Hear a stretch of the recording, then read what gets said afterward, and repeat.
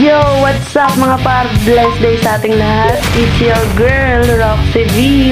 O yun, what's up mga par? Blessed day sa ating lahat yan mga par. Kakatapos ko lang maligo para na naman pumasok at maging alipin ng salapi.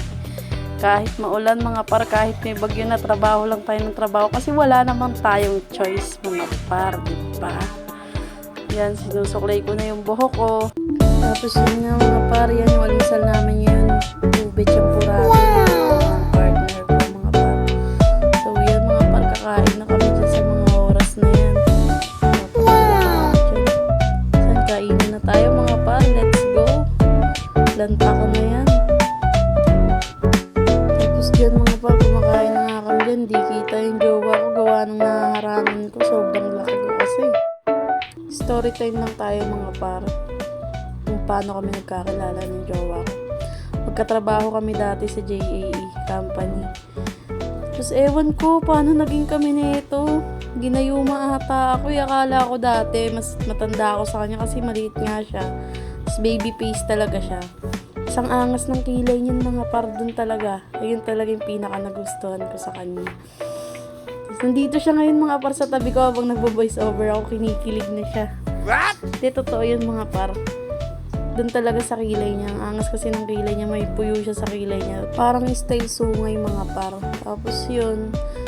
Ilang buwan din kaming hindi parang nga lang mga par araw lang ata or isang buwan din bago naging kami. Tapos basta ang dami namin pinagdaanan yung partner ko na yan mga par.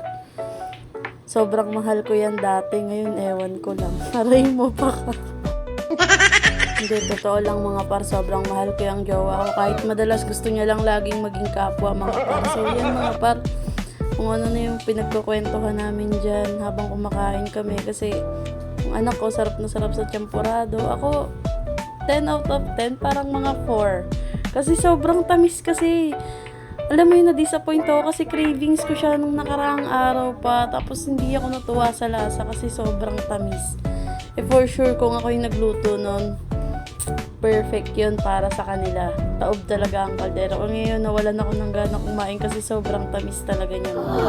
Pero okay din naman. Yung anak ko nga nasarapan. Yun, tumayo na ako kasi tapos na akong kumain. Nagmamadali na nga kasi ako kasi malilate na ako mga par. Tapos dyan mga par, nakalabas na nga ako ng bahay namin.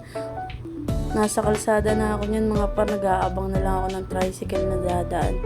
Kasi hindi na pwedeng maglalakad lang ako kasi nga malilate talaga ako dyan sa mga oras na yan mga par. Tara, lakad lang ng lakad kahit maulan, kahit may bagyo, pasok tayo sa ang CEO na ay Kati Mildred. Ay si Ate Mildred, ang CEO ng Kettle Corn. Daming tao pa rin dito. Tapos dyan mga par, syempre kasama sa binabayaran sa atin yung pakikipag-chismisan sa mga kapitbahay.